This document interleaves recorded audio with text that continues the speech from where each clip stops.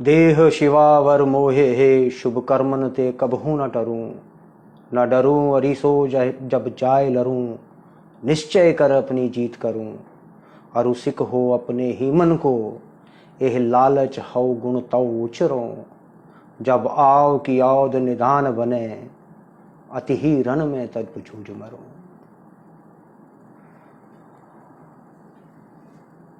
गुरु दशम पातशाह श्री गुरु गोविंद सिंह जी, उनके द्वारा मां चंडी की उपासना में कहा गया यह शब्द ब्रजभाषा में रचित है और इस शब्द का जो अर्थ वो इस प्रकार से मुझे जिस तरह से मुझे दिखाई देता है कि देह शिवा वर मोहे हे कृपा निधान, हे चंडी मुझे ये वर दे। शुभ कर्म न ते कब हूं न डरूं। शुभ कर्म से कब हूं न डरूं। मैं कभी शुभ कर्म करने में कभी पीछे नहीं हटूं। न डरूं अरीसो जब जाए लरूं। और जब मैं युद्ध में जाऊं तो शत्रु का मुझे कोई भय ना हो। निश्चय कर अपनी जीत करूं और युद्ध में मैं अपनी जीत निश्चित करूं। अरुसिक हो अपने ही मन को और मैं अपने मन को ही ये सिखा सकूं। एह लालच गुण तऊ उचरो कि मेरा मन आपके गुणों का बखान करने के लिए सदैव लालायित रहे, सदैव प्रोत्साहित रहे। और जब आव की औद निधान बने और जब मेरा संसार से जाने का समय आए, अति ही रण में तब जूझ मरूं। तब मैं रण क्षेत्र में युद्ध करता हुआ मृत्यु को प्राप्त हूं। रण में युद्ध करता हुआ मृत्यु को प्राप्त हूं। यानी कि जब भी अगर मैं जीऊं तो तुम्हारे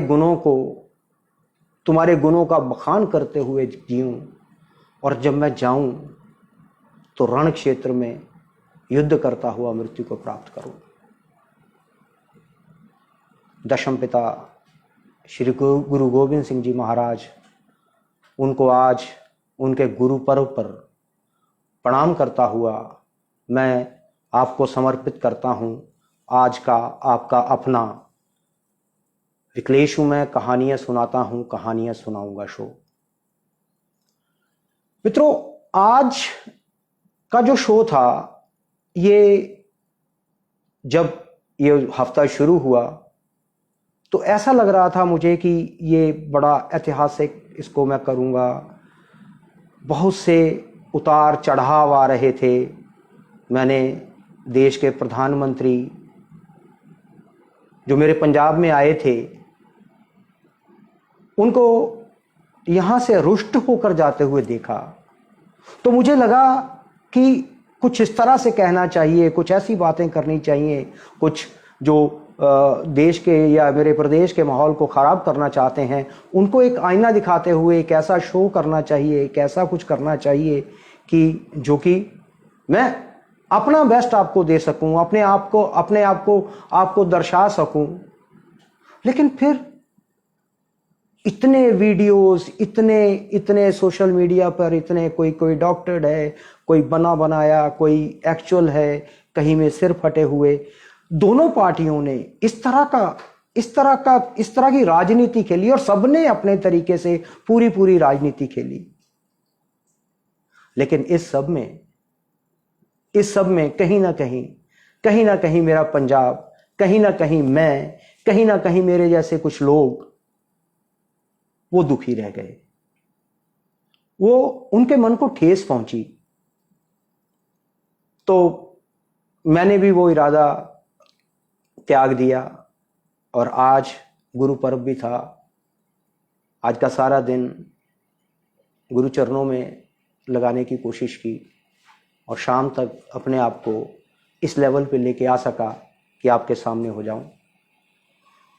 तो कुछ कहानियां, कुछ लोग आज पहली बार जुड़ रहे हैं मेरे साथ, तो उनको ये बताना मैं दोबारा चाहूँगा, आपसे पहले भी 2-3 बार बात हुआ है कि कहानी एक ऐसा प्रयोग है, कहानी एक ऐसा माध्यम है जिस माध्यम से आप अपने सुनने वाले को, सुनने वाला किसी भी तल पे उसको सुने, उससे आनंदित होता है। अगर सुनने वाला मात्र एक सांसारिक रूप से सुनना चाहता है, एक कहानी को सुनना चाहता है, तो उसको कहानी का आनंद आता है।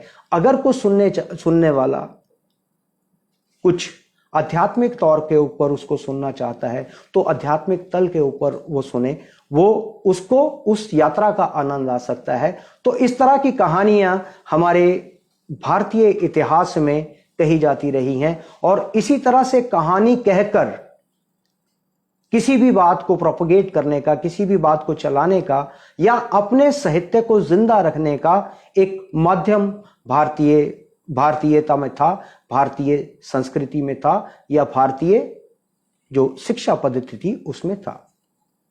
तो आज मूल रूप से जो कहानियां मैं सुना रहा हूं वो आजकल, पहले बेताल पच्चीसी पे बात हुई थी, अब जो कहानियां हैं वो सिंहासन बत्तीसी की हैं, और सिंहासन बत्तीसी की आज तीसरी जो कथा है वो आपके सामने प्रस्तुत करना चाहता हूं। और लेकिन उससे पहले एक छोटी सी कहानी सोशल मीडिया के माध्यम से मेरी नजर में आई।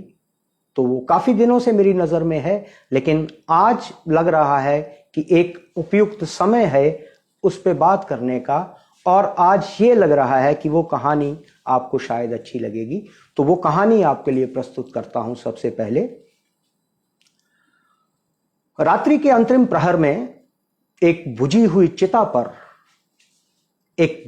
चिता की भस्म पर अघोरी ने जैसे ही आसन लगाया तो एक प्रेत ने उसकी गर्दन जोर से जकड़ ली और बोला कि मैं जीवन भर विज्ञान का छात्र रहा हूं, और जीवन के उत्तरार्ध में तुम्हारे पुराणों की विचित्र कथाएं पढ़कर भ्रमित होता रहा मैं, और यदि तुम मुझे पौराणिक कथाओं की सार्थकता नहीं समझा सके तो मैं तुम्हें इसी भस्म में मिला दूंगा। अघोरी पहले थोड़ा सा चौंका, फिर अघोरी तो अघोरी हैं, बेताल हो कुछ भी हो उनके लिए आम बात है। अघोरी बोला, ठीक है, तुम विज्ञान के छात्र रहे हो, लेकिन मैं तुम्हें एक ऐसी कथा सुनाऊंगा कि जिससे तुम्हें मालूम पड़ जाएगा कि हमारी जो कथाएं हैं। तो एक कथा सुनो। अघोरी ने उसको एक कथा सुनाई कि रेवतक राजा जो था, उनकी पुत्री का नाम रेवती था। रेवती जो थी वो सामान्य कद के पुरुषों से बहुत लंबी थी, इतनी लंबी थी कि उसके लिए योग्य वर खोजकर थक के राजा चिंतित हो गए थे। थक हार कर वो बैठ गए थे, और वो हर बार ये सोचते थे कि मेरी पुत्री का विवाह कब होगा।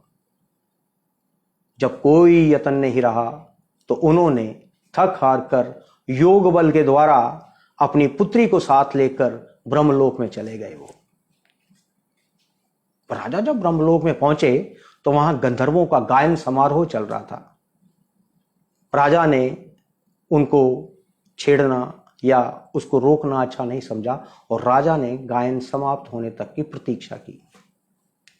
गायन समाप्ति के उपरांत ब्रह्मदेव ने राजा को देखा, यानी कि ब्रह्मा ने राजा को देखा और पूछा कि कहो वत्स, कैसे आना हुआ तुम्हारा। राजा ने कहा कि मेरी पुत्री के लिए किसी वर को आपने बनाया है या नहीं। चौंक गए ब्रह्मा उनकी बात को देखकर चौंक गए और बड़ी जोर से हंसे और बोले, जब तुम आए थे तब तक तो कोई नहीं था, पर जिस काल अवधि में तुमने यहां गंधर्व गान सुना, उतनी ही अवधि में पृथ्वी पर 27 चतुर्युग बीत चुके हैं, और अब 28वां द्वापर समाप्त होने वाला है।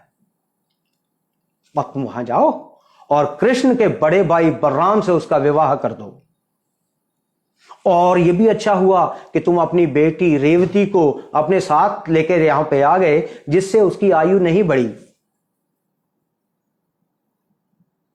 अब बेताल तुम मेरी इस जो कथा मैंने तुम्हें सुनाई है उस कथा को वैज्ञानिक तरीके के साथ समझो।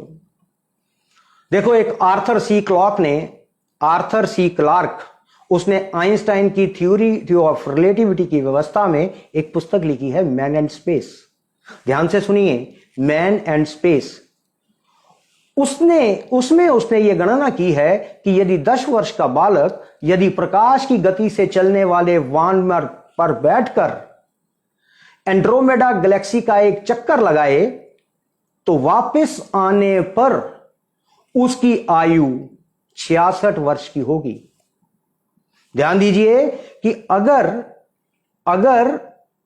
एक बालक 10 वर्ष का यदि प्रकाश की गति से चलने वाले वाहन में बैठ के एंड्रोमेडा गैलेक्सी का एक चक्कर लगाए तो वापस आने पर उसकी आयु 66 वर्ष की होगी, परंतु धरती पर 40 लाख वर्ष बीत चुके होंगे। और ये आइंस्टाइन की टाइम डायलेशन थ्योरी ही तो है।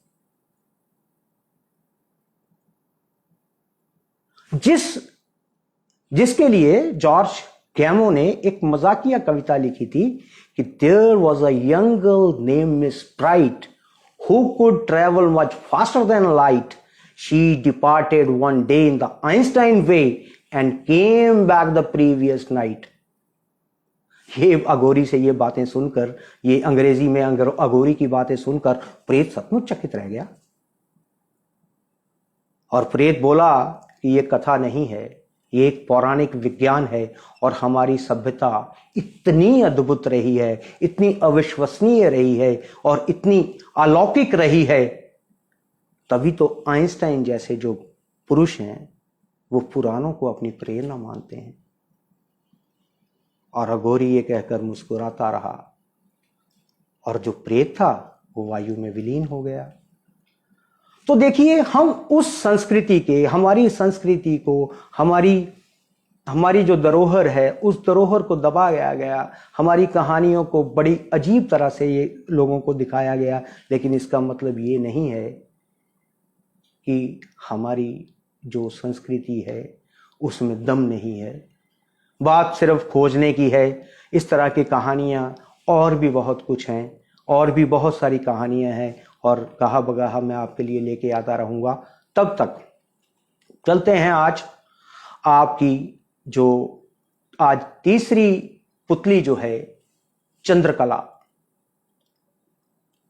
रतन मंजरी ने पिछली बार कहानी सुनाई विक्रम और बेताल की और राजा विक्रमादित्य की, कि किस तरह से राजा विक्रमादित्य ने बेताल के साथ यात्रा की और जो योगी था जो उनको ठग के विद्याधरों का राज छीनना चाहता था, राज हथियाना चाहता था, उसको मौत के घाट उतारा और खुद उन्होंने वो शक्तियां हासिल की। दो बेताल उनको हासिल हुए। आज तीसरी जो पुतली है चंद्रकला, वो एक नई कहानी लेकर राजा भोज के सामने है। तो बढ़ते हैं उस कहानी की तरफ। कहानी कुछ इस प्रकार है कि एक बार पुरुषार्थ और भाग्य, वो दोनों ही एक दूसरे के साथ उनकी बातचीत चल रही थी। भाग्य कह रहा था मैं बड़ा हूं, पुरुषार्थ कह रहा था मैं बड़ा हूं, और दोनों अपने आप को सामर्थ्यवान और श्रेष्ठ कहने में अपनी अपनी बातों को रख रहे थे। और ये बातें बढ़ते विवाद के स्तर तक पहुंच गई। पुरुषार्थ का कहना था कि यदि कोई व्यक्ति परिश्रम करे तो क्या नहीं पा सकता। उद्यम, परिश्रम और जी तोड़ मेहनत से सब कुछ संभव है।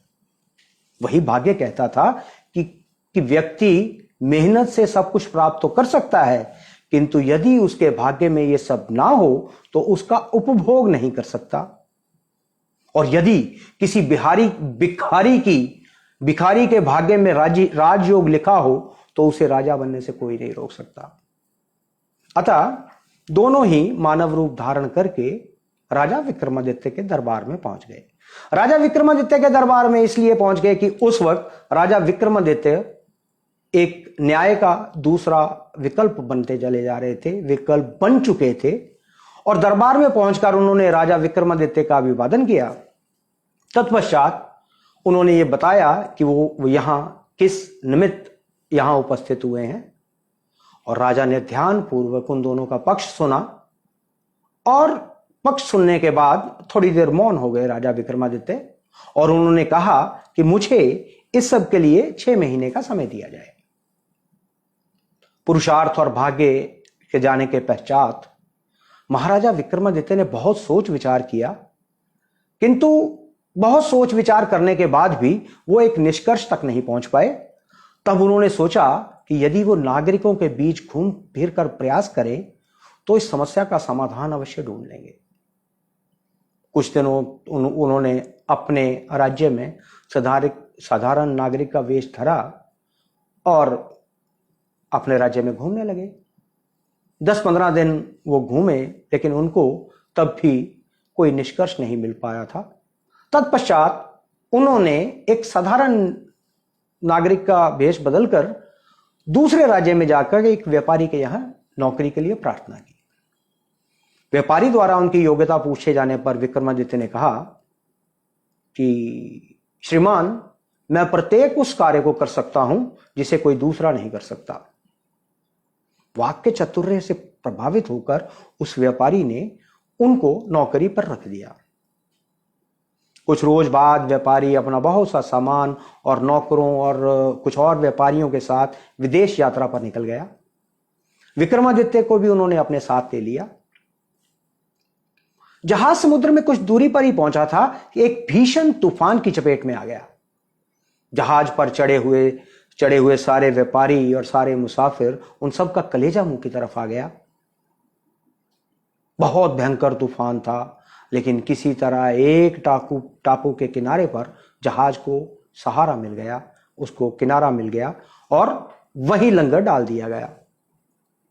अन्य सब सामान सहित सब लोग सुरक्षित थे, कोई भी हताहत नहीं हुआ था, कोई भी जान माल का नुकसान नहीं हुआ था। तूफान गुजर गया। अक्सर तूफान गुजर ही जाते हैं। तूफान गुजर गया, किंतु एक नई समस्या आके खड़ी हो गई।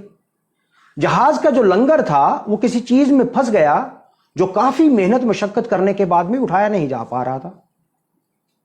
सभी लोग बहुत परेशान थे, सारी तरकीबें लगा दी, सब तरह का जोर लगा दिया, लेकिन सब बेकार। तभी अचानक व्यापारी को विक्रमादित्य के कहे शब्द याद आए। उन्होंने उनको बुलाया और कहा कि आप कहते थे कि जो काम कोई नहीं कर सकता वो मैं कर सकता हूं, तो ये लंगर कोई नहीं उठा पा रहा, आप इसको पूर्ण कीजिए। व्यापारी की आज्ञा पाते ही विक्रमादित्य समुद्र के जल में कूद पड़े। उनका सहारा मिलते ही लंगर ऊपर उठने लगा, और लंगर जैसे ही ऊपर की तरफ उठा, जहाज तेजी से आगे की तरफ बढ़ पड़ा। लेकिन राजा विक्रमादित्य का जहाज छूट गया, और किसी को यह ध्यान भी नहीं आया कि जिस व्यक्ति ने लंगर को चलाया है, लंगर को हटाया है, वो वहीं रह गया। खैर, यही था शायद। और कुछ देर के बाद समुद्र के इस वीरान तट पर राजा विक्रमादित्य अकेले थे। इधर उधर देखा उन्होंने, और कुछ देर के बाद वो खुद एक एक पग धरते हुए आगे बढ़े। बहुत देर तक यूं ही चलते चलते चलते उनकी एक निगाह एक नगर पर पड़ी। दूर एक नगर था, उस नगर पर पड़ी। वो चलते चलते उस नगर के द्वार पर पहुंचे, और द्वार पर एक बड़ी सी पट्टिका लिखी हुई थी, और वहां साफ साफ लिखा हुआ था कि महाराज विक्रमादित्य इस नगर की राजकुमारी का वर्ण करेंगे। महाराज विक्रमादित्य कुछ समझ नहीं पाए, और वहां स्पष्ट लिखा हुआ था, महाराज विक्रमादित्य इस नगर की राजकुमारी का वर्ण करेंगे। सब कुछ भाग्य पर छोड़कर वो महल के भीतर पहुंच गए। वहां जाते ही उनकी मुलाकात राजकुमारी से हुई। राजकुमारी जो थी साक्षात सौंदर्य की प्रतिमा थी, बहुत ही खूबसूरत थी वो राजकुमारी। और किसी अपरिचित को इस तरह महल के भीतर आया देखकर वो बहुत क्रुद्ध स्वर में बोली, कौन हो तुम और यहां क्या कर रहे हो? क्या तुम्हें यहां किसी ने रोका नहीं? विक्रमादित्य जो उस सुंदरी को सिर्फ निहारे जा रहे थे, अचानक नींद से जागे और उन्होंने कहा कि मैं चक्रवर्ती सम्राट विक्रमादित्य हूं देवी, और तुम्हारे नगर द्वार पर मेरे नाम की पट्टिका लगी हुई है, जिसे पढ़कर मैंने अंदर आने में कोई बुराई नहीं समझी, और हो सकता है कि तुम्हारे जो पहरेदार हैं वो मुझे पहचानते हो, मुझे जानते हो, इसलिए उन्होंने मुझे रोका नहीं। विक्रमादित्य की बातों को सुनकर और राजा विक्रमादित्य को देखकर उस राजकुमारी के मन में भी प्रेम का अंकुर फूट आया था। शुभ मुहूर्त देखकर दोनों का विवाह संपन्न हुआ, और अब वह राज्य भी राजा विक्रमादित्य के अधिकार में आ गया था। वह उसकी देखरेख भी करने लगे। कुछ दिनों के पश्चात उन्होंने राजा विक्रमादित्य ने अपने राज्य में लौटने का मन बनाया। उन्होंने राजकुमारी से विदा ली और यात्रा के लिए एक अच्छा सा घोड़ा और दिशा निर्देश के लिए कुछ सेवक अपने साथ लेकर वो चल पड़े। लंबा रास्ता था और रास्ते में विश्राम के लिए विक्रमादित्य एक नदी के किनारे रुके। वहां उनकी भेंट एक सन्यासी से हुई। राजा के गुण और व्यक्तित्व से प्रभावित होकर उस सन्यासी ने उनकी बहुत सेवा की और दो अत्यंत दुर्लभ चीजें उनको भेंट की। पहली वस्तु थी एक माला। वो माला इस तरह की थी कि जिसे पहनने से सभी रुके हुए कारण पूरे हो जाते थे, और उनको पहनने वाला व्यक्ति जो है वो अदृश्य होकर कोई भी कार्य कर सकता था। दूसरी वस्तु एक चमत्कारी छड़ी थी, जो रात्रि में शयन काल से पूर्व कोई भी आभूषण मांगने पर तुरंत प्रस्तुत कर देती थी। राजा ने सम्मान पूर्वक सन्यासी से वो दोनों वस्तुएं ले ली, क्योंकि सन्यासी ने यह कहा कि ये राजा के मतलब की चीजें हैं, सन्यासियों को उससे क्या लेना देना। इसलिए राजा ने उनसे वो मतलब सम्मान पूर्वक वो चीजें ले ली और उनका आभार प्रकट किया। कुछ दिनों के पश्चात वे अपनी नगरी में पहुंचे और राजकुमारी को अति शीघ्र सम्मान पूर्वक अपने साथ लाने का संदेश देकर उन्होंने जो सेवक उनके साथ आए थे उनको इनाम देकर वापस भेज दिया। अब राजा कुछ देर विश्राम करना चाहते थे और 6 महीने का जो समय था वो भी बीतता चला जा रहा था। इसलिए वे एक सुंदर से उपवन में जा पहुंचे और उस उपवन में केवल 2 व्यक्ति थे, एक ब्राह्मण और एक भाट। उन्होंने उसका अभिवादन किया और अपना परिचय देते हुए कहा कि महाराज, हम दोनों आपके ही राज्य के सेवक हैं। हे दीनदाता, हम पर आप कृपा कीजिए और हमारी दरिद्रता को मिटाइए, और जीवन भर हम आपका यशोगान करेंगे। इस समय राजा के पास सन्यासी के द्वारा दी हुई 2 चीजों के अतिरिक्त कुछ भी नहीं था। अतः उन्होंने छड़ी जो है वो ब्राह्मण को दे दी और माला भाट को। राजा ने इन दोनों को उनके चमत्कारी जो गुण थे उसके विषय में भी पूरी तरह से बता दिया, और वे दोनों महाराज की जय जयकार करते हुए वहां से चले गए। लेकिन अचानक कुछ सोचते सोचते विक्रमादित्य के अधरों पर एक मुस्कुराहट थिरकने लगी, जो कि उनकी किसी सफलता को प्रकट कर रही थी। और वह ये सोच रहे थे कि सन्यासी के द्वारा दी हुई जो दोनों वस्तुएं हैं उनका जो कोई पुरुषार्थ नहीं, जो सन्यासी ने उनको 2 चीजें दी उनमें उनका कोई पुरुषार्थ नहीं था, केवल भाग्य था। क्योंकि भाग्य से वो सन्यासी राजा को मिले थे, लेकिन ब्राह्मण और भाट वो पुरुषार्थ करके राजा के पास आए थे। राजा के पास उन्होंने मदद की गुहार की थी, राजा के पास उन्हें विनय अनुनय किया था, इसलिए वो उनको पुरुषार्थ के कारण मिली। और तब पुरुषार्थ और भाग्य ये दोनों भी प्रकट हुए, और पुरुषार्थ और भाग्य को उन्होंने ब्राह्मण और भाट की कहानी और अपनी सारी कथा सुनाकर उन्होंने ये बताया कि भाग्य अपनी जगह है, पुरुषार्थ अपनी जगह है। और जो तीसरी परी वो अपनी कहानी सुनाकर,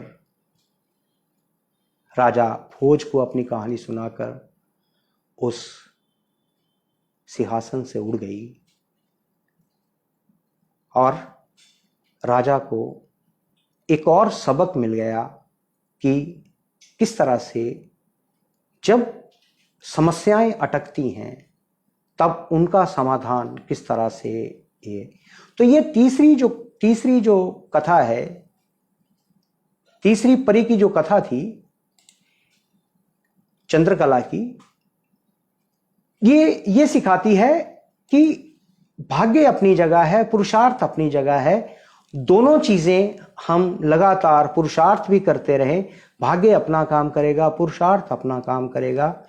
ये शिक्षा जो है ये परियों ने, पुतलियों ने राजा भाट को दी, राजा जिनको ये कहानी सुनाई जा रही है उनको दी। तो ये सारी कहानी अगर आप कहानी के तल पे सुने तो ये मोहक है, अच्छी है, क्योंकि कहानी की जो शब्दावली है वो बांध के रखती है।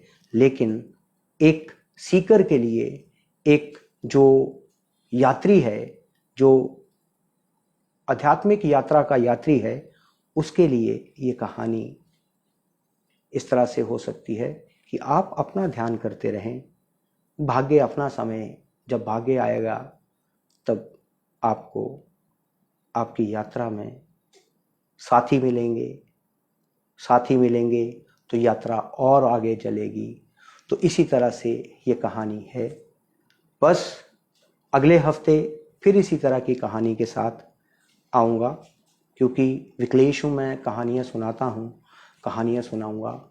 उम्मीद है कि ये सब आपको अच्छा महसूस करवा रही होंगी ये कहानियाँ, क्योंकि जो पिछली कहानियाँ थी, बेताल की कहानियाँ, वो आपके साथ मैंने भी बहुत कुछ सीखा, और आज इस कहानी के साथ भी आपके साथ बहुत कुछ सीखा है। लेकिन एक बात, कई बार जब हम बात करते हैं, जजमेंटल होने की बात करता हूं मैं, कि किसी को भी जज करना हो, किसी को भी अगर जानना हो, तो उसकी लाइफ का एक फ्रेम देखना ही ठीक नहीं होता। हर एक की लाइफ के बहुत सारे फ्रेम होते हैं, और जब जानने वाला जो बात कहता है वो अपनी बात कहता है, उस बात में कौन सा व्यक्ति, क्योंकि हर एक चीज का एक तल है। जैसे मल्टी स्टोरीड बिल्डिंग है, मल्टी स्टोरीड बिल्डिंग में जो नीचे के तल पर बैठने वाला, रहने वाला व्यक्ति है, वो केवल उसी तल को देख सकता है, लेकिन उसके ऊपर के तल का रहने वाला आदमी वो ऊपर के तल का भी देखता है और नीचे भी देखता है। इस तरह से एवोल्यूशन, जो हमारी जो उत्थान है, उसके बहुत सारे हैं, और ऊपर पिरामिड है। बहुत ज़्यादा इस चीज़ को मैं अगर एक्सपैंड करूँगा तो शायद ये सिलसिला बहुत आगे चला जाए। बस एक इशारा आपको दिए चला जा रहा हूँ। तो अगले हफ्ते फिर आऊँगा। विकलेश हूँ मैं, कहानियाँ सुनाता हूँ, कहानियाँ सुनाऊँगा। आज इसके साथ साथ एक और प्रयोग भी चल रहा था। हो सकता है कि ये प्रयोग सफल रहे, कि इंस्टा पे अपने आप को लाने के लिए आज शुरुआत की गई है। इसलिए कहानी में कहीं थोड़ा बहुत व्यवधान या थोड़ा सा वो भी आपको नज़र आ गया होगा। तो उम्मीद है, क्योंकि आप मेरे अच्छे श्रोता हैं, मुझे सुनने के लिए आते हैं, मैं बहुत कृतार्थ हूँ आपके इस कृत्य से। तो उम्मीद है कि आप क्षमा करेंगे। तो आज के लिए बस इतना ही, फिर मिलेंगे अगले हफ्ते। नमस्कार, नमस्कार, नमस्कार।